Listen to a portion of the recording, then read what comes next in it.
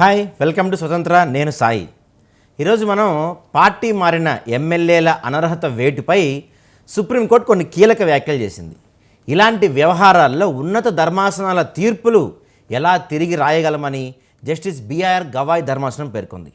అసలు ఎప్పటిలోగా తేల్చాలన్న విషయం గతంలో తీర్పులు ఎప్పుడూ స్పష్టంగా చెప్పలేదని, పిటిషన్ తరపు వాదన ముగియటంతో దీన్ని సుప్రీంకోర్టు బుధవారానికి వాయిదా వేసింది. ఈ నేపథ్యంలో సుప్రీంకోర్టు వ్యాఖ్యలపైన చర్చను ఇవాళ బిగ్ టాక్లో చూద్దాం.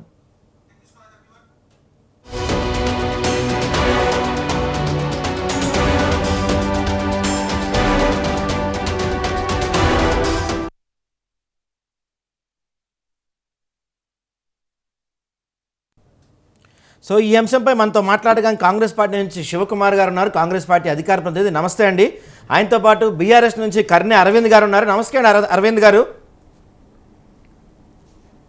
సో ముందుగా మనం ఈరోజు చర్చని శివకుమార్ గారితో ప్రారంభిద్దాం. చెప్పండి శివకుమార్ గారు, మరి ఏమంటారు? పార్టీ మారిన అంశంపై సుప్రీంకోర్టు అయితే మేము ఎప్పట్లోగా చెప్పాలి అంటే గతంలో ఎప్పుడు కూడా ఏ ధర్మాసనం కూడా ఎప్పట్లో మేము తీర్పు ఇవ్వాలని ఎక్కడ పేర్కొనలేదు. మరి అలాంటి విషయంలో మేము ఎలా తీర్పు ఇవ్వాలి అనేది రేపటికి వాయిదా వేసింది. ఏమంటారు మీరు ఈ అంశం పైన? ముందుగా స్వతంత్ర న్యూస్ ప్రేక్షకులకు, మీకు ప్యానెల్లో ఉన్న వారికి నమస్కారం. అయితే ఒకటేమంటే గతంలో ఈ విద్యా మతం నేర్పించింది కేసీఆర్ గారే కదండి. అటు టీడీపీ కానీ ఇటు కాంగ్రెస్ని కానీ నామరూపాలు లేకుండా, లేకపోతే సిఎల్పి లేకుండా కూడా చేసింది కేసీఆరే. గతంలో ఆ 10 సంవత్సరాలలో వాళ్ళు చేసింది ఏంటి? ఒకవేళ మొత్తానికి సిఎల్పి లేకుండా కలుపుకున్న కేసీఆర్కి పక్క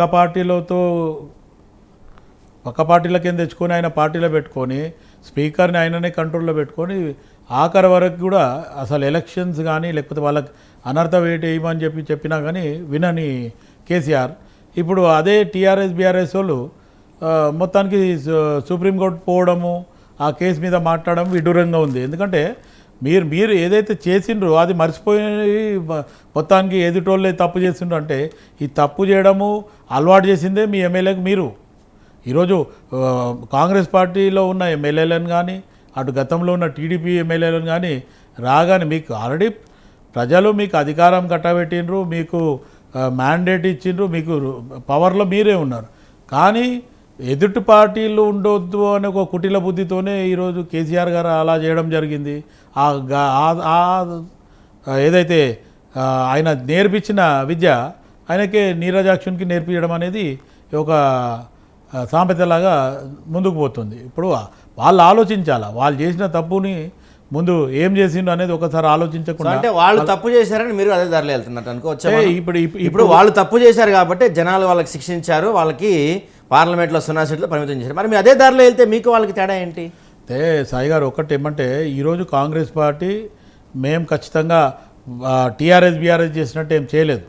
ఈరోజు ఏదైతే టీఆర్ఎస్ బీఆర్ఎస్లోకి రాకముందే వీళ్ళంతా చెప్పడం ఏమైంది, కాంగ్రెస్ పార్టీని 3 నెలల్లో 2 నెలల్లో కూలదోస్తాం అనడం జరిగింది. కాంగ్రెస్ పార్టీ నుంచి ముఖ్యమంత్రి రేవంత్ రెడ్డి గారు కానీ లేకపోతే ఇంకా వేరే మంత్రులు, ఉప ముఖ్యమంత్రి కానీ వాళ్ళు ఏమన్నారు, మేము కూడా గేట్లు తెరుస్తున్నాం అనే రకంగా దాంతో చెప్పడంతో ఒక 8-10 మంది ఇక్కడ వచ్చిండ్రు. But even though they are not confirming there, మేము ఖచ్చితంగా ఇప్పుడు సుప్రీంకోర్టుకి కూడా వాళ్ళు పిటిషన్ వేసుకున్నారు. ఇప్పుడు ఆ పిటిషన్ మీదనే ఎంక్వైరీ జరుగుతుంది. ఇప్పుడు సుప్రీంకోర్టు ఏం కరెక్ట్ నిర్ణయం తీసుకుంటే దాన్ని బట్టి కాంగ్రెస్ పార్టీ దానికి కట్టుబడి ఉంటుంది. ఓకే. కర్నె అరవింద్ గారు, నమస్కారం. మీరు చెప్పండి, ఏమంటారు ఈ అంశం పైన? వాళ్ళు ఏమంటున్నారంటే శివకుమార్ గారు, గతంలో కేసీఆర్ నేర్పిన విద్యనే ఇప్పుడు మేము ఫాలో అవుతున్నాం, అప్పుడు లేని నొప్పి ఇప్పుడు ఎందుకు వచ్చింది అన్నట్టుగా మాట్లాడుతున్నారు. ఏమంటారు మీరు దీని గురించి? సార్, ముందుగా మీకు ప్యానెల్లో ఉన్నటువంటి పెద్దలందరికీ మంచినీళ్ళు దండాలి సార్, నమస్కారాలు. ఇవాళ సుప్రీంకోర్టులో బీఆర్ఎస్ తరఫున వాదనలన్నీ కూడా వినిపించడం జరిగింది. తదుపరి విచారణ స్పీకర్ గారితోని బహుశా ఏప్రిల్ 2వ తారీఖు నాడు వాయిదా పడ్డటువంటి నేపథ్యాన్ని ఇవాళ మనకు కనిపిస్తా ఉన్నాం. ఆ రోజు తెలంగాణ ఉద్యమంలో మేము లేము అనేటువంటి దాంతోని కనీసం బంగారు తెలంగాణ నిర్మాణంలోనైనా మా పాత్ర ఉండాలి అనేటువంటి ఆలోచన చేసి ఆ రోజు ఉన్నటువంటి ఎల్పీని మొత్తం విలీనం చేసినటువంటి సందర్భం ఉంది. ఇవాళ గెలిచినటువంటి 10 మందిని మేము లాక్కొని మేము గేట్లు తెరిచినామని చెప్పి మీరు తీసుకున్నటువంటి వాళ్ళు ఇద్దరేమో మేము ఇంకా బీఆర్ఎస్ పార్టీలోనే కొనసాగుతున్నాము అనేటువంటి పిటిషన్ వేస్తున్నటువంటి సుప్రీంకోర్టుకు ఒక పిటిషన్ కూడా వాళ్ళు వేయడం జరిగింది. అయితే నేనేమంటా ఉన్నాను అంటే ఇవాళ పోయినటువంటి ఈ 8 మంది కానివ్వండి, లేదు అనుకుంటే ఈ 10 మందికి మొత్తానికి ₹1 అభివృద్ధి అయినా ఆ నియోజకవర్గ ప్రజలకు చేసినటువంటి సందర్భం ఉందా? ఒక్క నియోజకవర్గానికైనా ఒక 100 కోట్ల రూపాయలు, లేదు అనుకుంటే ₹1,00,000 నిధులైనా ఈ ప్రభుత్వంలోకి పోయిన తర్వాత వాళ్ళు తీసుకొచ్చినటువంటి పరిస్థితి ఎక్కడైనా కనిపిస్తా ఉందా?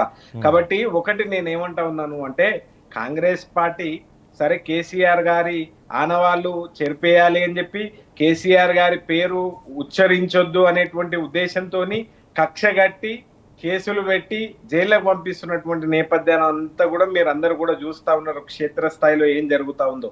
అయితే నేను చెప్పొచ్చేటువంటి అంశం ఏంటి అంటే కేటీఆర్ గారు, పాడి కౌశిక్ రెడ్డి గారు వేసినటువంటి పిటిషన్ లో సుప్రీంకోర్టులో ఇప్పటికే మొట్టికాయలు కూడా వేయడం జరిగింది సుప్రీంకోర్టు. ఇంకా ఎంత అంటే దాదాపుగా 10 నెలల పైచిలకు కాలం అయిపోతున్నప్పటికీ కూడా ఎందుకు మీరు ఇంకా దీనిపైన మీరు సరైనటువంటి నిర్ణయం తీసుకుంటలేదు, ఎందుకు మీరు చర్యలు తీసుకుంటలేరు అనేటువంటి విషయాన్ని వాళ్ళు ఇవాళ చెప్తున్నటువంటి సుప్రీంకోర్టు కూడా ఇవాళ వాళ్ళకి చెప్తున్నటువంటి నేపథ్యం ఉంది. అయితే మొత్తానికి ఏప్రిల్ 2 తారీఖు నాడు స్పీకర్ తరపున న్యాయవాదితోని ఇవాళ అవి వినిపించాల్సినటువంటి అవసరం ఉంటది. సరే అరవింద్ గారు ఇప్పుడు మీరు ఏమంటారు? మొత్తం మీద కాంగ్రెస్ పార్టీ ఎమ్మెల్యేలను తెచ్చుకోవడం తప్పంటారా, కరెక్టే అంటారా మీరు? ఇవాళ కాంగ్రెస్ పార్టీకి గతంలో మేమనలేదు సార్. ఇవాళ ఆ పార్టీకి సంబంధించినటువంటి నాయకులే బంగారు తెలంగాణ నిర్మాణంలో మన భాగం ఉండాలి అని అనుకుంటే మనం బీఆర్ఎస్ పార్టీలో పోయి తెలంగాణ ఉద్యమంలో ఎట్లాగూ లేము, కాకపోతే ఈ వచ్చిన తెలంగాణ రాష్ట్రంలో కనీస బంగారు తెలంగాణ నిర్మాణంలోనైనా మనం ఉందాం, మన నియోజకవర్గానికి సంక్షేమ అభివృద్ధి కార్యక్రమాలు తెచ్చుకుందాము అనేటువంటి ఉద్దేశంతో వాళ్ళు వచ్చి వాళ్ళ ఎల్పీని, కాంగ్రెస్ పార్టీ ఎల్పీని విలీనం చేసినటువంటి సందర్భం అయాలో ఉండే. కానీ వచ్చిన వాళ్ళని మీ పార్టీలోకి వచ్చిన వాళ్ళని రిజైన్ చేయించి ఎందుకు బై ఎలక్షన్కి వెళ్ళలేదు మీరు? ఇప్పుడు కొంతమంది ఈటెల రాజేందర్ లాంటి వాళ్ళు కావచ్చు, రాజగోపాల్ రెడ్డి వాళ్ళు కావచ్చు, వీళ్ళు రిజైన్ చేసి బీజేపీకి వెళ్తే ఎలక్షన్స్ పెట్టుకొని వాళ్ళని జాయిన్ చేసుకున్నారు, కానీ మీలా జాయిన్ చేసుకోలేదు కదా అప్పట్లో. అయితే సార్ నేనేమంటా ఉన్నాను అంటే ఎల్పీ విలీనం చేయడము ఒక భాగం ఉంటది. ఎల్పీ విలీనం చేస్తే దానికి ఏమంటారు, ఇవేవి వర్తించవు, ఫిరాయింపులు వర్తించవు.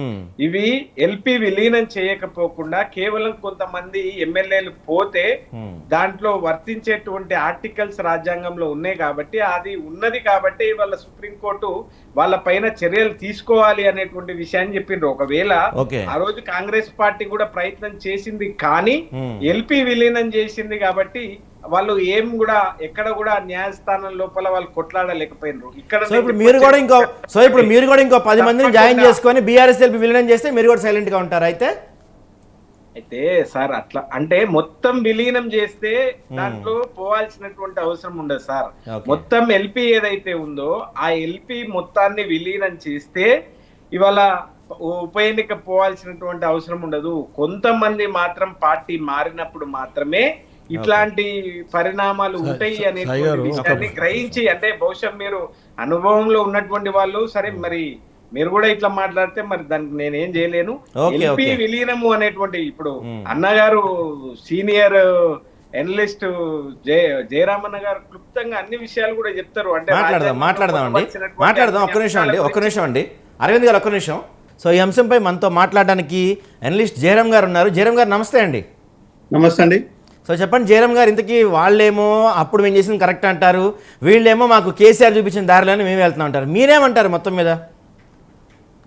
మీకు ప్యానల్లో ఉన్న మిత్రులకు స్వతంత్ర న్యూస్ ప్రేక్షకులకు అండి. దీంట్లో 2 విషయాలను చాలా క్లియర్గా మనం అర్థం చేసుకోవాలి. ఒకటి వచ్చేసేమో రాజకీయ పార్టీలు డిఫరెంట్ గా వాళ్ళకు అనుగుణంగా మాట్లాడుకుంటుంటే వాళ్ళకు మెరిట్స్ ఏవైతే ఉన్నాయో అవి క్లెయిమ్ చేసుకుంటుంటే ఇది సర్వసాధారణం. ఎగ్జాక్ట్లీ. అందులో ఇంకొకటి వచ్చేసి యాంటీ ఏం చెప్తున్నది, ప్రజలు ఏమనుకుంటున్నారు అనేది ఇక్కడ కీలకం. యాంటీ డిఫెక్షన్ లా కనుక మనం పరిశీలించినట్టు అయితే మీకు ఒక ఎగ్జాంపుల్ చెప్తాను. 2019 కర్ణాటక ప్రభుత్వాన్ని, అప్పుడు ఉన్న కాంగ్రెస్ ప్రభుత్వాన్ని బీజేపీ కూలదోల్చినప్పుడు సో అప్పుడు రమేష్ గారు అంటే స్పీకర్ రమేష్ గారు ఏం చెప్పారంటే కర్ణాటక హౌస్ లోపల నిండు హౌస్ లోపల ఓకే. చెంబర్లో ఉన్న దొంగలకు కూడా ఎక్కడో ఒక దగ్గర నీతి ఉంటుందేమో కానీ సో ఇక్కడ హౌస్ లో ఉండే కొంతమంది ఎమ్మెల్యేలు ముడిపోయిన్లు ఎలాంటి నీతి నియమాలు లేకుండా ప్రస్తావిస్తారు. ఓకే. సో ఇది కూడా ఒక బాధతో కూడుకున్న స్వరంతో ఆయన ప్రస్తావించడం జరిగింది. ఎందుకు అంటే అప్పుడు కాంగ్రెస్ ప్రభుత్వాన్ని బహిరంగంగా బరితెగించి కూలగొట్టింది అప్పుడు బీజేపీ ప్రభుత్వం. సో దాన్ని ఎవరం కూడా కరెక్ట్ అని చెప్పలేదు, అది కరెక్ట్ కాదు. ఒక పార్టీ నుంచి గెలిచిన ఎమ్మెల్యేలను ఇంకొక పార్టీ కొనుగోలు చేయడము, బెదిరింపులు, బుజ్జగింపులు, ఇక్కడ అనేక కారణాలు ఉంటాయి. సో ఏ కారణం ఏదైనా కూడా తెచ్చుకోవడము, అదరడం దాన్ని ఎవరు కూడా సహించారు. సో అదొక అంశాన్ని దాన్ని ఎవరు కూడా ఇంటారు. అప్పుడు అంటే రోజు ఇది మొదటిది కాదు, చివరిది కాదు. సో ఈరోజు కాంగ్రెస్ చేస్తున్నది మొదటిది కాదు. సో కాంగ్రెస్ తోనే చివరిది కూడా కాదు. అంటే తెలుగుదేశం పార్టీ చేసింది, మరి తర్వాత కాంగ్రెస్ చేసింది, తర్వాత బీఆర్ఎస్ చేసింది. సో ఇప్పుడు అనేక స్టేట్లలో బీజేపీ చేస్తున్నది, ఇప్పుడు కాంగ్రెస్ చేసింది. ఇట్లా పరిశీలించినట్టయితే పార్టీల పరంగా వీళ్ళకు పెద్ద వింత కాదు, ఇది కొత్త కాదు. కానీ ఇక్కడ జరుగుతున్న విషయాలు ఏంటంటే సగటున ప్రజలు ఏమనుకుంటున్నారు అనేది కీలకం. ఏదైతే నేను చెప్పాను, ఒక పార్టీ జెండాతోని గెలిచి ఇంకొక పార్టీలో చేరడం అనేది, చేర్చుకోవడం అనేది నైతికత. అంటే ఈరోజు చట్టపరమైన శిక్షలు లేట్ అయి ఉండొచ్చు, లేకపోతే చట్టాన్ని ఇంప్లిమెంట్ చేయడం లోపల లేట్ అయి ఉండొచ్చు, కానీ ప్రజల పట్ల వీళ్ళకి ఎలాంటి అవగాహన ఉందనేది చాలా కీలకం. నిజంగా కనుక వీళ్ళకు ఆ పార్టీకి రిజైన్ చేసేసి మేము ఈ పార్టీలో ఉండే లోపాలను ఉన్నాయి, మేము ఇక్కడ నుంచి రిజైన్ చేస్తున్నాము, ఇంకొక పార్టీలో మెరుగైన సేవలను అందించడానికి అన్నప్పుడు మీరు ప్రజల్ని గెలిపిస్తారు కదా. ఇది అదే కాన్స్టిట్యున్సీలో ఉన్న ప్రజలే గెలిపించారు కదా. ఆ కాన్స్టిట్యున్సీ దగ్గరికి పోయి మీరు ప్రజలను అర్జించేసి మళ్ళీ గెలవడం లోపల ఇబ్బంది ఏముందంటే వీళ్ళ మీద వీళ్ళకే నమ్మకం లేదు. ఎందుకంటే వీళ్ళు ఎలా గెలిచిండ్రు అనే విషయాన్ని తెలుసు ప్రజలకు. ఇక్కడ poll management, election management, finance, రకరకాల ఉంటుంది. ఓవరాల్గా చెప్పాలంటే, ఒక మాట చెప్పాలంటే ఇది ఎలక్షన్ మేనేజ్మెంట్ లోపల భాగంగా వీళ్ళు గెలుస్తారు. ఇది ప్రజల ముందు ఇదే మాట పోయి చెప్పే ధైర్యం వీళ్ళకు లేదు. ప్రజలు దీన్ని ఆహ్వానించరో అనే కన్ఫ్యూజన్లో వీళ్ళు ఉంటారు. ఒకవేళ ఆహ్వానించవచ్చు, ఆహ్వానించకపోవచ్చు. ఇదంతా ఎందుకు, ఓన్లీ పార్టీలు మార్చుకుంటే పోతుంది కదా, అమ్ముడు పోతుంది కదా అనేది క్యాండిడేట్కి ఉంటుంది, కొనుక్కుంటే పోతుంది కదా అనేది పార్టీ నాయకత్వానికి ఉంటుంది. ఇది అదే జరిగింది. ఆ రోజు సిఎల్పిని విలీనం చేయడం లోపల కూడా అదే స్ట్రాటజీ, ఈ రోజు కొంతమంది వ్యక్తులను తీసుకొచ్చుకోవడం కూడా అదే స్ట్రాటజీ. రెండు ఒకటే, అది పెద్ద తేడా ఏం కాదు. అంటే కొన్ని అనివార్య కారణాల వల్ల కాంగ్రెస్ గ్రాఫ్ తగ్గటం వల్ల కాంగ్రెస్ కొంచెం ఈ చేరికల్ని తగ్గించింది, కానీ లేకపోతే ఇంకో 10 మందిని ఈ పార్టీకి చేర్చుకునే పనిలోనే ఉండదు కాంగ్రెస్ పార్టీ. ఇప్పుడు తన్ని పడేసిన రెండు ఒకటే, అంతే. దానికైతే పడేయడమే. అంటే ఈ రోజు కాంగ్రెస్ గ్రాఫ్ తగ్గడానికి అనేక కారణాలు ఉన్నాయి, అవి మాట్లాడదాం మనం, వాటి గురించి మాట్లాడదాం. ఒక్క నిమిషం శివకుమార్ గారు, ఒక్క నిమిషం అది ఒక్క నిమిషం పక్కన పెడదాం. కాంగ్రెస్ గ్రాఫ్ తగ్గడానికి అనేక కారణాలు ఉన్నాయి, అది పక్కన పెట్టేద్దాం. కానీ ఇక్కడ ఉన్న ఏకైక కారణం ఏంటంటే ఒకరి నుంచి ఇంకొకరు కాపాడుకోవడం కోసము. ఇక్కడ ఏం చెప్తారు అంటే, శివకుమార్ గారు చెప్పినట్టయితే కాంగ్రెస్ నాయకుడిగా ఏం చెప్తారు, డెఫినెట్ గా మమ్మల్ని కూలగొడతామన్నారు కాబట్టి మేము చేర్చుకున్నాము, మమ్మల్ని మేము కాపాడుకోవడానికి అనేది శివకుమార్ గారు ఎస్టాబ్లిష్ చేస్తారు.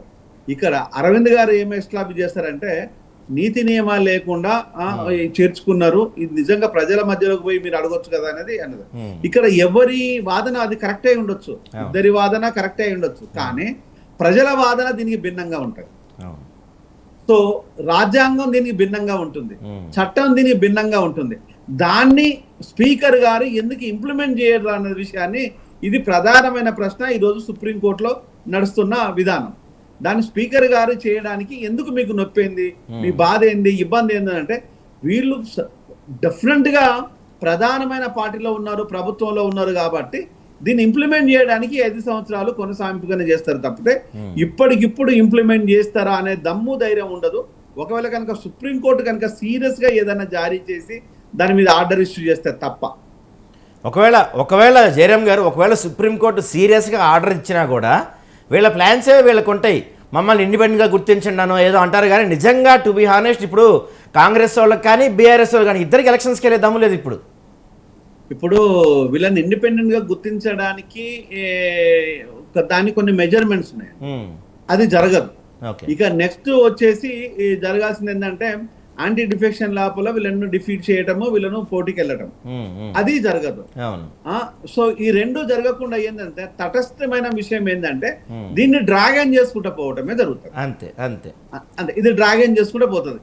ఈ డ్రాగన్ ఎప్పటి వరకు ఉంటది అంటే ఎలక్షన్ల వరకు ఉంటది, ఎలక్షన్ లో ముందు వరకు కూడా ఉంటది. సో ఈ డ్రాగన్ అనే విషయాలను దీన్ని మనం క్లియర్ గా అబ్జర్వ్ చేసినట్టయితే రాజకీయ పార్టీలకు ఉన్న చేతిలో ఉన్న ఏకైక అస్త్రం అనే విషయాన్ని చెప్పొచ్చు, ఇంకా ప్రభుత్వంలో ఉన్న అస్త్రం అని చెప్పొచ్చు. దీనికి వీళ్ళు స్టైల్ గా, దీనికి వీళ్ళ భాషలో వీళ్ళు పెట్టుకున్న పేరు ఏంటంటే స్పీకర్ కున్న విశిష్టాధికారాలు అని చెప్పి ఒక పేరు పెట్టుకుంటారు. ఒక్క నిమిషం అండి. సో శివకుమార్ గారు మీరు చెప్పండి, గతంలో మీరే బీఆర్ఎస్ పైన భారీ ఎత్తున విమర్శలు చేశారు. పందుల్ని కొంటున్నట్టు ఎమ్మెల్యేలు కొంటున్నారు మా ఎమ్మెల్యేలని అన్నారు. ఉదాహరణకు తీసుకుంటే పటాన్ చెరువులో గూడెం మహిపాల్ రెడ్డి కాంగ్రెస్ పార్టీ కార్యకర్తల్ని ఘోరంగా హింసించారు, అనేక రకాల కేసులు పెట్టారు. అలాంటి వ్యక్తిని తీసుకొచ్చి ఇప్పుడు మీ పార్టీలో చేర్చుకొని ముఖ్యమంత్రి పక్కన తిప్పుకుంటుంటే ఎన్నో ఏళ్ళ నుంచి మీ పార్టీ నమ్ముకున్న క్యాడర్ లీడర్ అంతా ఏమైపోవాలి? అయితే మొత్తానికి మీరు అన్న మాటలో నిజంగా కూడా న్యాయం ఉంది. ఇది ఒకటే కాదు, ఈవెన్ కరీంనగర్ కావచ్చు, చాలా చోట్ల ఉన్నాయి. కరీంనగర్లో కూడా డైరెక్ట్గా మా గతంలో ఉన్న ఎమ్మెల్సీ జీవన్ రెడ్డి గారు బహిరంగంగానే రావడం జరిగింది, బహిరంగంగా చెప్పడం జరిగింది. అక్కడ బీఆర్ఎస్లకి కాంగ్రెస్ తరఫున వచ్చిన ఎమ్మెల్యేతో విభించడం జరిగింది. వాళ్ళ మధ్యన కూడా ఒక రకంగా కష్టకాలంలో పార్టీకి అంకిత భావంతో పనిచేస్తున్న వాళ్ళని పార్టీని అంటుకొని ఉన్న వాళ్ళకి అన్యాయం చేస్తున్నారు. మధ్యన ఏదైతే పార్టీలకి వేరే పార్టీలకి పక్క పార్టీలకి వచ్చిన వ్యక్తి ఈరోజు డామినేట్ చేస్తున్నారని చెప్పడం జరిగింది. మీరు అన్నట్టు ఇటు పటాన్ చెరువు ఎమ్మెల్యే మహిపాల్ రెడ్డి గురించి చాలా ఇబ్బందులు ఉన్నాయి. ఆయన అయినంత మటుకు ఈరోజు హైకమాండ్ పిలిచి చెప్పిన తర్వాత ఆయన కొంచెం మార్పు చేర్పు చేసి ఆలోచించడం జరుగుతుంది. ఇప్పుడు ఇంకోటి ఏంటంటే మాకు ఇప్పుడు కొత్తగా వచ్చిన ఎవరైతే ఇన్ఛార్జ్ ఉన్నారో వాళ్ళు కూడా ఓపెన్గా చెప్పడం జరిగింది. కాంగ్రెస్ పార్టీ ఎలక్షన్కి ముందు లేదంటే కాంగ్రెస్ పార్టీ నాయకులు కార్యకర్తలు ఎవరు ఉన్నారో వాళ్ళది ఒక లిస్ట్ ప్రిపేర్ చేయండి. కాంగ్రెస్ పార్టీ ఎలక్షన్కి పోయే ముందు వచ్చిన వాళ్ళది ఒక లిస్ట్ ప్రిపేర్ చేయండి. ఎలక్షన్స్ అయ్యి కాంగ్రెస్ పార్టీ అధికారంలోకి వచ్చినాక ఎవరు వచ్చిందో వాళ్ళది ఒక లిస్ట్ ప్రిపేర్ చేయండి అని చెప్పింది. ఆమె ఒక రకంగా పార్టీలో పనిచేసే వాళ్ళకి న్యాయం చేస్తుంది అనేది రకంగా మేము కూడా ఆలోచిస్తున్నాం. ఎందుకంటే as a second line leadership చాలా సంవత్సరాల నుంచి పార్టీలో అంకిత భావంతో పనిచేస్తున్నాం. ఇప్పటివరకు కూడా పార్టీలో పక్క పార్టీ లేకపోతే బ్యాక్ డోర్ ఎంట్రీ ఇవన్నీ జరిగినాయి. ఇక మీదట పార్టీలో అటువంటి జరగొద్దు అనేది మేము కూడా ఖచ్చితంగా హెచ్చరించడం జరుగుతుంది. పార్టీలో ఎవరైతే నిజంగా కష్టకాలంలో పార్టీకి పనిచేసిన వాళ్ళకే పదవులు కానీ నామినేటెడ్ కానీ మిగతా విషయాలల్లో వాళ్ళకి చేదోడు వాదోడుగా ఇప్పుడున్న గవర్నమెంట్ సహకరించాలా తప్ప ఎవరో పక్క పార్టీలకు వచ్చిండనో లేకపోతే మా చుట్టాలనో లేకపోతే అదో అని ఇవి చేయొద్దు అనేది మేము కూడా విన్నపం చేయడం జరుగుతుంది. ఓకే, కానీ గతంలో ఇందాక మనం మాట్లాడుకున్నట్టు మీ పార్టీయే పెద్ద ఎత్తున విమర్శలు చేసింది, ధర్నాలు రాస్తారోకులు చేసింది. అలాంటి మీరే మళ్ళీ చేర్చుకుంటుంటే బీఆర్ఎస్కి మీకు ఏం తేడా ఉంది? అయితే బీఆర్ఎస్ ఏమో వాళ్ళు ఈ ఆపోజిషన్ పార్టీస్ ఉండొద్దు అని చేయడం జరిగింది. కానీ ఈరోజు కాంగ్రెస్ పార్టీ వాళ్ళు ఏదైతే పార్టీని కూలదోస్తాము 10 మంది ఎమ్మెల్యేలు మా వాళ్ళే అందులో ఉన్నారు, వాళ్ళు బయటికి వస్తారు, లేకపోతే మేము వాళ్ళని మళ్ళీ సంతలా కొనేటోళ్ళలా కొంటామనే రకంగా మాట్లాడినందుకే మేము కూడా గేట్లు ఎత్తినాము, రావాల్సిన వాళ్ళు రావచ్చు, మాకు సపోర్టివ్గా ఉంటారు అనే రకంగా ముఖ్యమంత్రి గారు మాట్లాడడం జరిగింది. అదే రకంగా వాళ్ళు వచ్చినా కానీ ఈరోజు గతంలో కాంగ్రెస్ పార్టీ ఎన్నిసార్లు చెప్పినా వాళ్ళు ఎక్కడ కూడా పట్టించుకునే పాపాన పోలే. కానీ ఈరోజు మటుకు వాళ్ళు చక్కగా వెళ్ళి హైకోర్టు అని సుప్రీంకోర్టు అని వాళ్ళు వెళ్ళడము, వాళ్ళు వెళ్ళి కూడా ఒక పద్ధతి ప్రకారం లేకుండా వాళ్ళు చేస్తే మటుకు తప్పు కాదు, వేరే వాళ్ళు చేస్తేనే తప్పు అనే రకంగా కేటీఆర్ కానీ లేకపోతే కౌశిక్ రెడ్డి కానీ వీళ్ళు ఆలోచించిన విధానం. ఓకే అండి. సో ఈ అంశం పైన కర్ణె అరవింద్ గారు మీరు చెప్పండి. ఇప్పుడు మరి ఆయనేమో కరెక్టే అంటున్నారు, మీరు చేసిందే మేము చేసామంటున్నారు. ఇప్పుడు మీరేమో సుప్రీంకోర్టులో కేసులు వేశారు. గతంలో మీరు టీడీపీ ఎమ్మెల్యేని చేర్చుకున్నారు, కాంగ్రెస్ పార్టీ ఎమ్మెల్యేని చేర్చుకున్నారు. అప్పుడు తప్పు కాదు, ఇప్పుడు తప్పేలా అయింది అంటున్నారు. ఏమంటారు మీరు? ఒకటి సార్, అంతకంటే ముందు ఇందాక శివకుమార్ అన్న ఏం మాట్లాడిందంటే 10 మంది ఎమ్మెల్యేలు కాంగ్రెస్ పార్టీలో మా వాళ్ళు ఉన్నారు అనేటువంటి విషయాన్ని కేసీఆర్ గారు కానివ్వండి, బీఆర్ఎస్ పార్టీ కానివ్వండి, ఏ రోజు కూడా మేము మాట్లాడలేదు. ఒకటి, ఎందుకు ఈ మాట కూడా చెప్తా ఉన్నాను అంటే తెలంగాణ ప్రజలందరూ కూడా తెలవాల్సినటువంటి అవసరం ఉంటది. ఇవాళ కేసీఆర్ గారు ఒకటే విషయాన్ని ఇవాళ చెప్తున్నటువంటి నేపథ్యం ఉంది. ఏమని అనంటే ఈ 5 సంవత్సరాల పాటు సుభిక్షంగా ఈ ప్రభుత్వం ఉండాలి, ముఖ్యమంత్రిగా రేవంత్ రెడ్డి గారే ఉండాలి అనేటువంటి విషయాన్ని కేసీఆర్ గారు పలుమార్లు, కేటీఆర్ గారు అనేక సందర్భాల లోపల చెప్తుండ్రు. ఎందుకు అనంటే ఈ 15 నెలల లోపలనే ఇవాళ తెలంగాణ ప్రజలకు ఏది రాయి ఏది రత్నము అనేటువంటి విషయం ఇప్పటికే అవగతం అయిపోయింది. చీకటి ఉంటేనే వెలుతురు విలువ తెలుస్తుంది. ఇవాళ 15 రోజుల్లో 15 నెలల లోపలనే కేసీఆర్ గారు ఎక్కడ ఉన్నారు, మీ నాయకత్వం మాకు కావాలి అనేటువంటి విషయాన్ని తెలంగాణ రాష్ట్రంలో ముందు ఫామ్ హౌస్ లకి బయటికి రమ్మని ముఖ్యమంత్రి రేవంత్ రెడ్డి చెప్పడం జరుగుతుంది. ఫామ్ హౌస్ లకి బయటికి రమ్మని ముందు ఫామ్ హౌస్ లకి ముఖ్యమంత్రి కూడా ఫామ్ హౌస్ లో వండుకుంటాడు, ఆపోజిషన్ లీడర్ కూడా ఫామ్ హౌస్ లో వండుకుంటాడు. ఇక ఆయన పాలన నడువ కావాలని ప్రజలు అడుగుతారని మీరు చెప్తుండ్రు. గతంలో 10 మంది ఎమ్మెల్యేలు మా పార్టీ వాళ్ళు అందులోకి పంపించినాము, అందులోకే వస్తారని చెప్పిండ్రు. అది నువ్వు చెప్పలేదంటున్నావు. మీరు తగ్గించుకుంటున్నారు అంతేగాని వేరొకటి లేదు. మీ టైం వచ్చినప్పుడు మీరు రాసుకొని మాట్లాడండి. కానీ ఇప్పుడు తమ్ముడు అరవింద్, నువ్వు ఇంత గతంలో కేసీఆర్, కేటీఆర్, హరీష్ రావు వీళ్ళంతా అబద్ధాలు మాట్లాడుతున్నారంటే నువ్వు కూడా అబద్ధాలు మాట్లాడుతున్నాడు. ఇక నేను నోరు మూసుకొని గమన కూర్చోవాలా? నువ్వు చెప్పేది అబద్ధం చెప్తున్నావు. 10 మంది మా వాళ్ళే అంటున్నారని టీఆర్ఎస్ బీఆర్ఎస్ వాళ్ళు వర్కింగ్ ప్రెసిడెంట్ చెప్పిండు. ఈరోజు కూడా అంటున్నాను జైల్లో పెట్టు, నేను యోగా చేస్తా, వాకింగ్ చేస్తా, నేను జైలుకు పోయి సీఎం అవుతా అంటుండు. ఆ రకంగా ఆలోచిస్తే మా కాంగ్రెస్ పార్టీ వాళ్ళు అన్నారు నీకంటే ముందు నీ చెల్లె లిక్కర్ కేసులో లోపల వయసు వచ్చింది జైల్లో, ఆమె రెడీగా ఉన్నదని చెప్పిండ్రు. తప్పేం మాట్లాడారు కాంగ్రెస్ వాళ్ళు? ఇప్పుడు తప్పుడు మాట్లాడుతున్నారు మీరు, అది ఒకసారి ఆలోచించారు. మీరు చెప్పండి అరవింద్ గారు, మీరు చెప్పండి. అయితే ఈ రాష్ట్రంలో కాంగ్రెస్ గవర్నమెంట్ 5 సంవత్సరాల పాటు ఉండాలి అనేటువంటి ఆకాంక్షించేటువంటి వాళ్ళలో కేసీఆర్ గారు, కేటీఆర్ గారు, బీఆర్ఎస్ పార్టీ మొదటి స్థానంలో ఉంటుంది సార్. ఎందుకు ఉంటది అని అనేటువంటి దాంట్లో ఇట్లాంటివి చాలా ఉన్నాయి. రెండో విషయానికి మనం ప్రధానంగా ఇవాళ చర్చ దేనిపైన అనుకుంటే, పార్టీ మారినటువంటి 10 మంది పైన అనర్హత వేటు వేయాలి అని చెప్పి ఇవాళ కేటీఆర్ గారు, పాడి కౌశిక్ రెడ్డి గారు ఇద్దరు కూడా పిల్లు వేసినటువంటి నేపథ్యం ఉంది. ఇవాళ వీళ్ళు అనర్హులుగా ప్రకటించామని చెప్పి ఇవాళ కోర్టు ఎవరికైతే చట్టం ఎవరికి చుట్టం కాదు కదా సార్. ఇవాళ ఎల్పీని విలీనం చేస్తేనేమో దాంట్లో ఉప ఎన్నిక అవసరం ఉండదు, అది అట్లా కొనసాగుతూ ఉంటది. ఎల్పీని విలీనం చేయకుండా కొంతమంది వాళ్ళ స్వార్థం కోసం పోయినటువంటి వాళ్ళు ఎవరైతే ఉంటారో వాళ్ళ పైన ఎట్లాంటి సరే సార్, ఒకవేళ వీళ్ళు పార్టీ మారి 2-3 అయితే మేము ఇంకా బీఆర్ఎస్ లోనే కొనసాగుతున్నాము అనేటువంటి విషయాన్ని చెప్తా ఉన్నారు. 2-3 ఎమ్మెల్యేలు మేము ఇంకా బీఆర్ఎస్ పార్టీలో ఉన్నాము, మేము ఎక్కడికి పోయినాము అనేటువంటి విషయాన్ని ఒక 2-3 ఎమ్మెల్యేలు చెప్తున్నటువంటి నేపథ్యం ఉంది. ఇంకా 3 కడియం శ్రీహరి గారు అయితే ఎప్పుడు ఎన్నికలు వచ్చినా దానికి నేను రెడీగా ఉన్నా, నేను పార్టీ మారినా కాబట్టి ఉప ఎన్నికకు నేను సిద్ధంగా ఉన్నా అనేటువంటి విషయాన్ని తను మాట్లాడతా ఉన్నా. అయితే మొత్తం ఎంటైర్ ఎపిసోడ్ లో ఈ పార్టీ మారడం ద్వారా ఒక మనిషికైనా లేకుంటే ఒక నియోజకవర్గానికైనా లాభమైనటువంటి సంఘటన మీకు ఎక్కడైనా కనిపించినట్లుంటే దయచేసి మీరు చెప్పగలరు. గతంలో అరవింద్ గారు, గతంలో మరి చాలా మందిని మీరు తెచ్చుకున్నప్పుడు వాళ్ళు డెవలప్ చేశారా? మరి నేను అక్కడికే వస్తున్నా సార్. చెప్పండి. గతంలో ఉన్నటువంటి పరిస్థితి ఏమో ఆ రోజు బంగారు తెలంగాణ సెకండ్ టైం కూడా ఇచ్చినప్పుడు కూడా మీరు చెప్తున్నారు ఫస్ట్ టైం అనుకున్నప్పుడు బంగారు తెలంగాణ కోసం వచ్చారు అనుకుందాం, మీరు చెప్పిన పాయింట్ బాగానే ఉంది. మరి సెకండ్ టైం కూడా చేర్చుకున్నారు కదా, అప్పుడు ఏంటి, అప్పుడు దేనికోసం చేర్చుకున్నారు? ఇవాళ విలీనం సార్, దయచేసి నాకైతే మీరు సీనియర్ జర్నలిస్టు, నాకంటే బాగా అనుభవం మీకు ఉంటుంది సార్. చెప్పండి. అనుభవంలో ఉన్నటువంటి అంటే సరే నేనేమంటా ఉన్నాను అంటే పార్టీని ఎల్పీ అంటే పార్టీ ఎల్పీ ఉంటది కదా సార్, టిఆర్ఎస్ ఎల్పీ అనుకోండి, బీజేపీ ఎల్పీ అనుకోండి, కాంగ్రెస్ శివకుమార్ గారు సారీ అరవింద్ గారు ఒక్క నిమిషం అండి.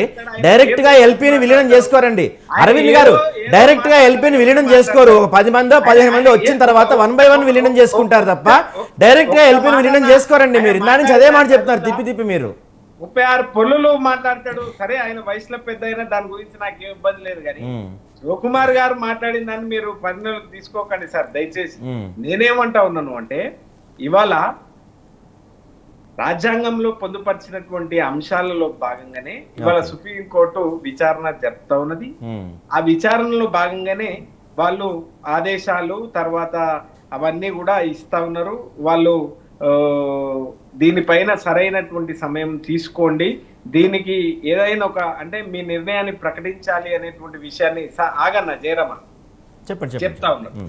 అయితే దానికి సంబంధించి మొత్తం ఎంటైర్ ఎపిసోడ్ లో ఒకవేళ గనక ఇదంతా లేకపోతే కాంగ్రెస్ పార్టీ ఎందుకు సమాధానం ఇస్తుంది సుప్రీంకోర్టుకు ఆయన తరపు? సార్ ఇవాళ చాలా దురదృష్టమైనటువంటి ధర్మాసనం ఏం చూసుకుంటూ నవ్వుతూ ఉందంట సార్.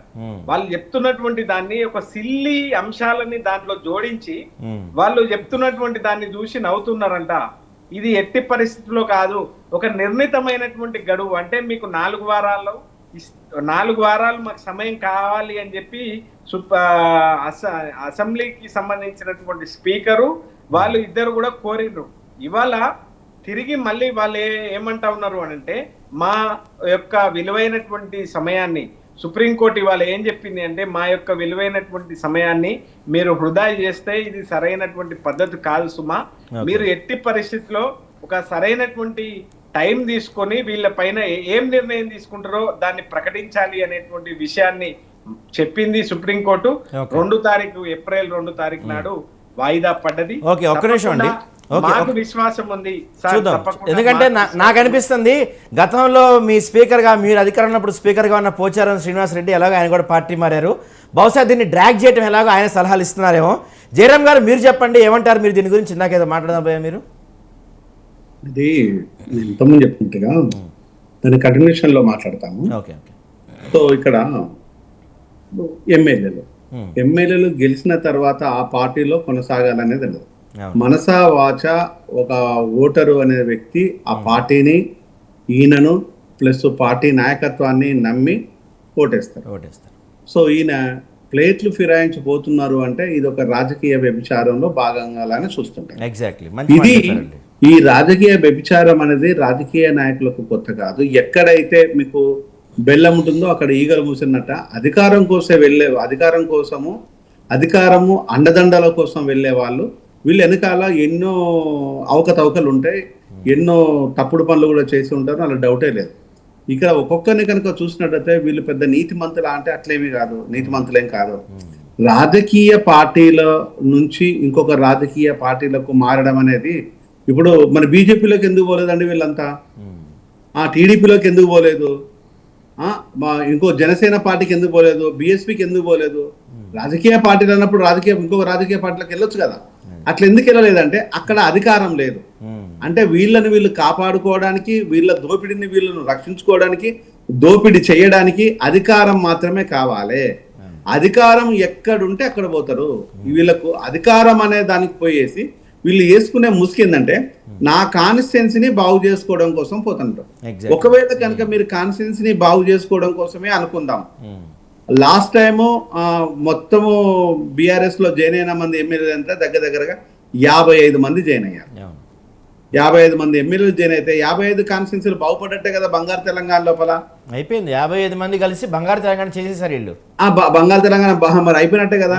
మరి బంగారు తెలంగాణ అయిన తర్వాత మరి ఆ 55 మందిలో ఉండే ఈ వ్యక్తులే మళ్ళీ అధికారం అంతే, మళ్ళీ దాంట్లో ఉండే వాళ్ళే, మరి కొత్త వాళ్ళు కూడా కాదు, అందులో ఉండే వాళ్ళే మళ్ళీ ఇక్కడ చంపారు. మరి అప్పుడు కాన్స్టిట్యున్సీని మీరు ఏం చేసిండ్రు? స్పష్టంగా మీరు కాన్స్టిట్యున్సీని అప్పుడు బాగు చేయండి, ఇప్పుడెట్లా బాగు చేస్తారంటే అప్పుడు దోపిడీ చేసిండ్రు, ఇప్పుడు దోపిడీ చేయడం కోసం అదా. అప్పుడు చేరడానికి వీళ్ళకు సిగ్గు లేదు, చేర్పించుకోవడానికి ప్రభుత్వానికి సిగ్గు లేదు. అంటే ఇక్కడ ఆ ప్రభుత్వానికి కానీ ఈ ప్రభుత్వానికి సిగ్గు లేదు కదా. చివరికి ఆ ప్రభుత్వానికి ఈ ప్రభుత్వానికి మధ్య పిచ్చోళ్ళు అవుతుంది ప్రజలు. ఇక్కడ డెఫినెట్ గా ప్రజలు ఏంటంటే ప్రజలకు జవాబుదారీతనము ఉండాలి అనేది ఈ రాజకీయ నాయకులకు లేదు. ప్రజల్ని దోపిడీ చేయాలనేది మాత్రమే ఉన్నది. జవాబుదారీతనం కనుక ఉన్నట్టు అయితే వీళ్ళు డైరెక్ట్ గా ఎలక్షన్లకు వెళ్తారు. వేసేసి నా కాన్స్టిట్యున్సీ లోపల గత 10 సంవత్సరాల నుంచి నేను ఇంత వర్క్ చేశాను, ఇంకా నా వర్క్ పెండింగ్ ఉంది, దానికి అధికార పార్టీ అయితేనే సమంజసం అనుకుంటున్నాను, మీరు కూడా దాన్ని ఆశీర్వదించండి, మీ కళ్ళ ముందు ఉన్న దాన్ని ప్రజల ముందు పెడతారు. అంత దమ్ము వీళ్ళకు లేదు, ఎందుకంటే దొంగలు దోసుకోవడానికి పోతారు తప్పితే దేనికోసం పోతారు అన్నట్టుగా ఉంది. అంటే ఈ రోజు అప్పుడు ఇప్పుడు వీళ్ళ ఏకైక లక్ష్యం ఒకటే, అధికారంలో ఉండాలి, అధికారంలో అధికారులతోని అండదండలు కనుక ఉన్నట్టు అవుతే మనం ఏం చేసినా చెల్లుబాటు అవుతుంది అనే ఆలోచన తప్పితే, అనే ఆశ తప్పితే ఈరోజు ప్రజల కోసం వీళ్ళు చేసేది ఏం లేదు. రాజకీయ పార్టీలు రాజకీయాలు మాట్లాడుతూ ఉంటాయి అన్న డౌట్ ఏం లేదు. కాంగ్రెస్ కానీ లేకపోతే బీఆర్ఎస్ కానీ మీ రాజకీయ పార్టీలు స్వతహాగా రాజకీయాల పార్టీలు కాబట్టి రాజకీయాలు మాట్లాడుతుంటాయి. కానీ ప్రజల శ్రేయస్సు కోసము దాన్ని ఏం మాట్లాడతారు? ఇప్పుడు మీకు ఇంకొక ఎగ్జాంపుల్ చెప్తాను నేను. గాంధీ అరకపూడి గాంధీ, ఆయన నిజంగా దమ్ము ధైర్యం కనుక ఉన్నట్టు అయితే నేను కాంగ్రెస్ లో జాయిన్ అయినా, కాంగ్రెస్ నాయకుని అని ఎందుకు చెప్పుకోవట్లేదు? ఆయన చెప్పుకోవాలి కదా. కడియం శ్రీహరి బుక్ అయింది కాబట్టి తప్పని పరిస్థితి లోపల నువ్వు కాంగ్రెస్ లో ఉంటే నువ్వు అన్నావు, నీకు నిజంగా కనుక నీకు అంత నీతి ఉన్నట్టు అయితే నువ్వు వెళ్ళవు కదా. నువ్వు మేము దేవుడి కండవా వేసుకున్నాము, దేవుడి గుడికి వెళ్ళాము. ఇంకొక విషయం కూడా ప్రజలు, కడియం శ్రీహరికి స్టూడెంట్ నేను, కడియం శ్రీహరికి స్టూడెంట్ ఉన్నావు, నీకు ఎక్కడ నీతి ఉంది కనుక ఈ రోజు నేను ప్రశ్నిస్తున్నాను కదా. అంతే, అంటే నీకు నీతే లేనప్పుడు నువ్వు ఎక్కడ ఉంటేంది, ఏ విధంగా ఉంటేంది? ఈ రోజు నువ్వు అధికారం కోసము, నీ బిడ్డ టికెట్ కోసము ఈ రోజు పార్టీ మారేసి నువ్వు పార్టీలోకి వచ్చేసి ఈ రోజు టికెట్ ఆశించేసి నీ బిడ్డని గెలిపించుకున్నావు. అప్పుడు ఓన్లీ ఆ ఊపులో ఏది వ్యతిరేకత అనే ఊపుతోని ఆ ఊపులో గెలిపించుకున్నావు. కానీ ఈ రోజు నువ్వు అదే దాన్ని నమ్మినట్టు అవుతే, అదే సిద్ధాంతాన్ని నమ్మినట్టు అవుతే నువ్వు చలో మరి నువ్వు ఒక్కడి అడుగు, నీ చేత అయితే. వీళ్ళు ఇండివిజువల్ గా వీళ్ళు అడగమని చెప్పండి, సరే ప్రభుత్వం వెయిట్ అయ్యేది అనుకుందాం. మీరు ఇండివిజువల్ గా మీరు అడగండి, మీకు దమ్మున్నట్టు అవుతే. ఒక్కళ్ళకైనా దమ్ము ఉందా? ఇప్పుడు మేము తప్పు చేసాం, మేము రిజైన్ చేస్తాం, బై ఎలక్షన్కి వెళ్తాం దమ్ము ఒక్కళ్ళకన్నా ఉందా కనీసం? ఏ ఒక్కడికైనా, అరకపూడి గాంధీ కావచ్చు, పోచారం శ్రీనివాసరెడ్డి కావచ్చు, కడియం శ్రీహరి కావచ్చు, నాగేందర్ కావచ్చు, ఎవడైనా పర్వాలేదు, నిజంగా మీకు నీతి నియమాలు కనుక ఉన్నట్టు అవుతే, మీకు దమ్మున్నట్టు అవుతే మీరు అడగండి. మేము రిజైన్ చేసి గెలుస్తామంటే చలో. అదే కాన్స్టిట్యున్సీ నాది స్టేషన్ గణపూర్ కాన్స్టిట్యున్సీ, నేను పుట్టిన ఊరు అది, నేనే పోటీ చేస్తా కడియం శ్రీహరి. నిజం నువ్వు గెలిస్తే నేను మొత్తం ఈ రాజకీయ సన్యాసం నేను తీసుకుంటాను. ఓకే, ఒక కడియం శ్రీహరే కాదండి జయరామ్ గారు, ఒక కడియం శ్రీహరే కాదు, మొత్తం 10 మంది ఎమ్మెల్యేలు, గతంలో పార్టీ మారిన 50 మంది ఎమ్మెల్యేలు ఎవరైతే ఉన్నారో మీకు కనీసం కొంచెమైనా సిగ్గుంటే ఒక పార్టీ మీద గుర్తు మీద పోటీ చేసి ఇంకో పార్టీలో చేరడానికి కనీసం మీకు విశ్వసనీయత ఉండదండి. ప్రమాణ స్వీకారం చేసేప్పుడు మీరందరూ కూడా ఎమ్మెల్యేలు అంతా కూడా ప్రమాణ స్వీకారం చేసేప్పుడు ఎంతో మాటలు చెప్తారు, కబుర్లు చెప్తారు. మీరు కనీసం చేర్చుకునే వాళ్ళకి సిగ్గు లేదు, చేరే వాళ్ళకి సిగ్గు లేదు. ఇదేం రాజ్యం ఇది? ఏ ప్రభుత్వంలో ఉంటున్నాం మనం? ఆ ప్రభుత్వం చేర్చుకుంది, ఈ ప్రభుత్వం చేర్చుకుంది. దీంట్లో ఒక్కటండి, నేను ఒకటి ఈ మాటను ప్రతి రాజకీయ నాయకుడు ఉండాలి.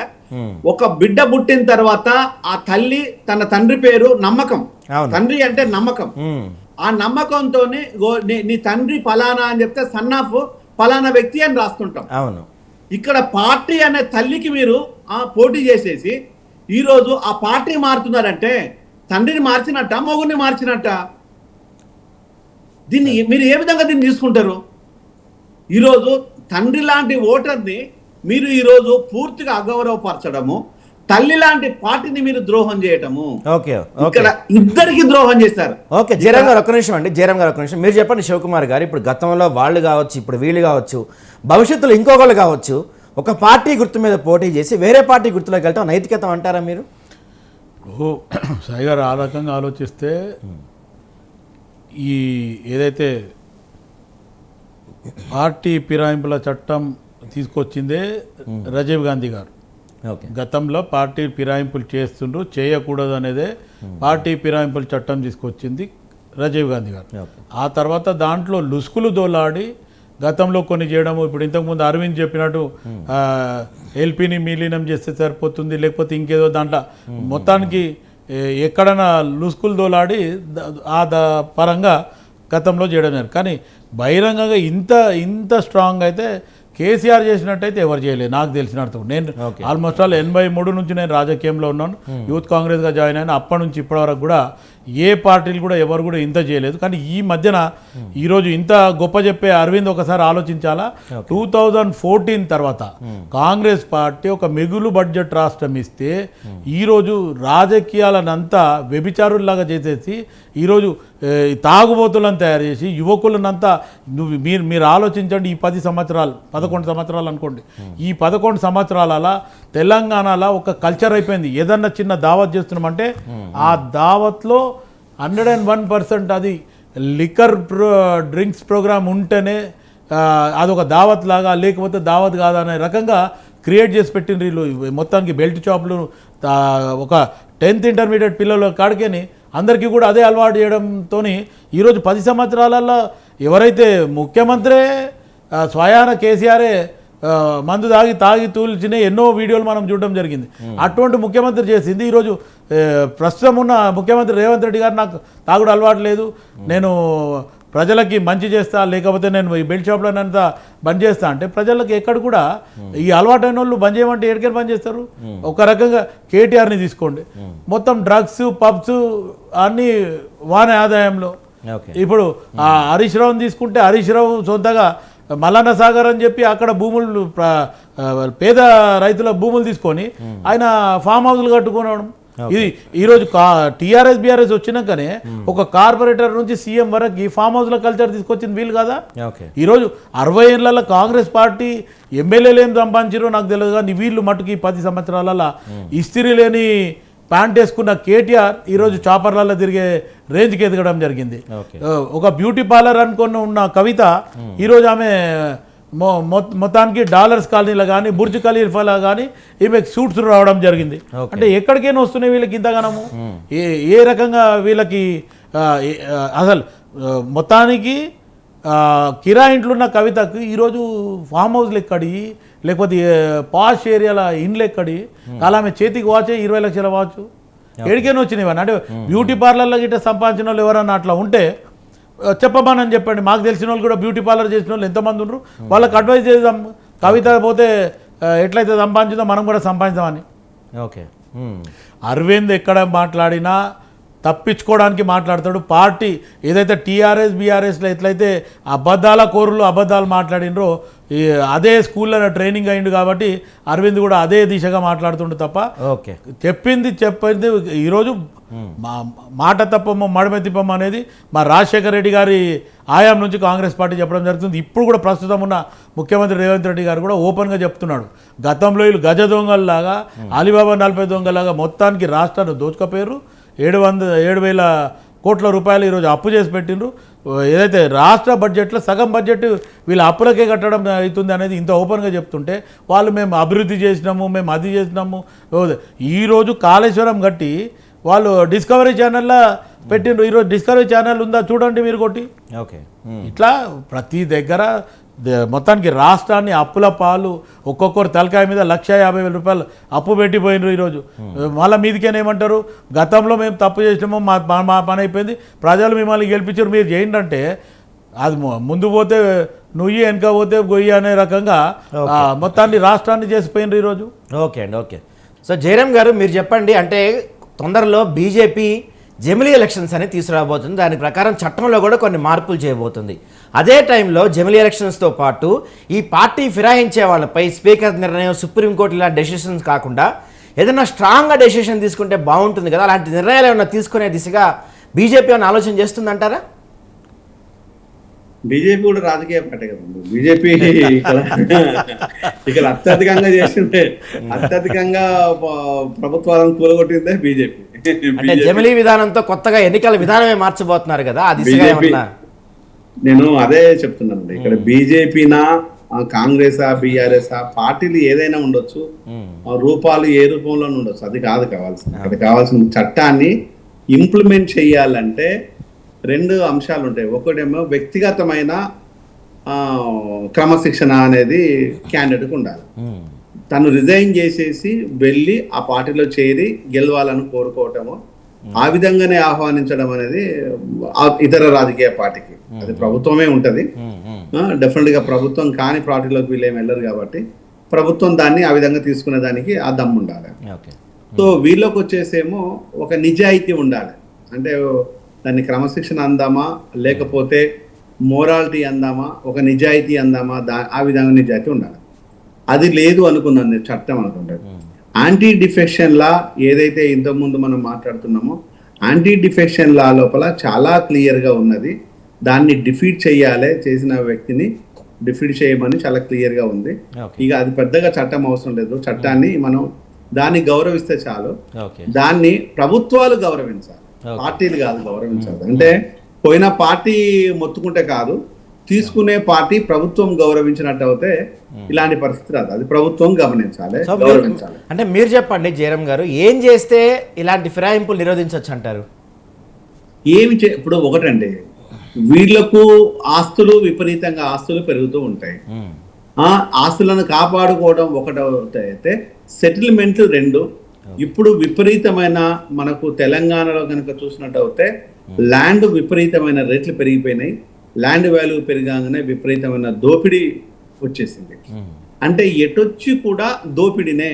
వీళ్ళ మూలమైన టార్గెట్ ఏంటంటే పదవులు అవన్నీ పక్కన పెట్టేస్తే అధికారంలో ఉంటే చాలు అనే దాన్ని ఒకదాన్ని పెట్టుకుంటుంటారు. తద్వారా దోపిడీ చేయాలి, ఇది ఉన్నది సరిపోదు అన్నట్టు కూడా ఇంకా దోసుకోవాలనే దాన్ని వాళ్ళకు ఒక డిఫరెంట్గా ఒక టార్గెట్ ఉంటుంది. ఈ టార్గెట్ని నియంత్రించాలి అంటే ప్రభుత్వాలు చేయాలి, అది ప్రభుత్వాలు చేయాలి. ఇక పటిష్టమైన చట్టం కావాలి అంటే ఇది పార్లమెంట్లో చేయాలి. పార్లమెంట్లో కూడా అక్కడ ఉండేది ప్రభుత్వమే కాబట్టి వాళ్ళు నిజంగా చేస్తారా అనేది ఇక ప్రధానమైన దాన్ని. ఒకవేళ చేస్తే సంతోషం, దాన్ని ఏ విధంగా చేయొచ్చు. వాళ్ళ ఆస్తులను జప్తు చేయొచ్చు, వాళ్ళను అన్ఫిట్ చేసేసి రానున్న 2 టర్మ్స్ కనుక పోటీ చేయకుండా చేయొచ్చు, ఇంకా ఏదైనా చేయొచ్చు.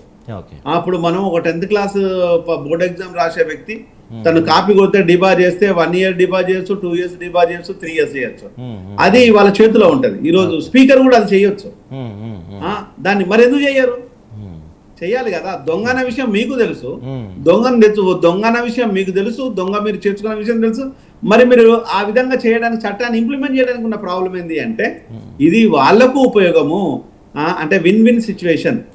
అతను రావాల్సిన అవసరం వీళ్ళకు ఉంది, అతన్ని కాపాడుకోవాల్సిన ప్రభుత్వానికి ఉంది, ప్రభుత్వ అండదండలు క్యాండిడేట్కు ఉన్నది.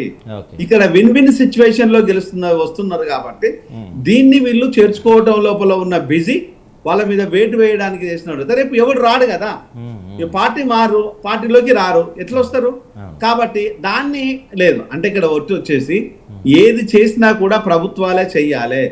రేపు కేంద్ర ప్రభుత్వం కానీ రాష్ట్ర ప్రభుత్వం కానీ ఇలాంటి అవకాశాలను కనుక ఇవ్వకుండా కనుక జాగ్రత్త పడినట్టు అయితే అది మోరాలిటీ అంటారు. ఆ మోరాలిటీ అనేది రాజకీయ పార్టీలకు ఉన్నాయా అనేది ఇప్పుడు $1 million ప్రశ్న. ఏ రాజకీయ పార్టీకైనా ఉందా? ప్రభుత్వంలో ఉన్న ఏ రాజకీయ పార్టీకైనా ఉందా?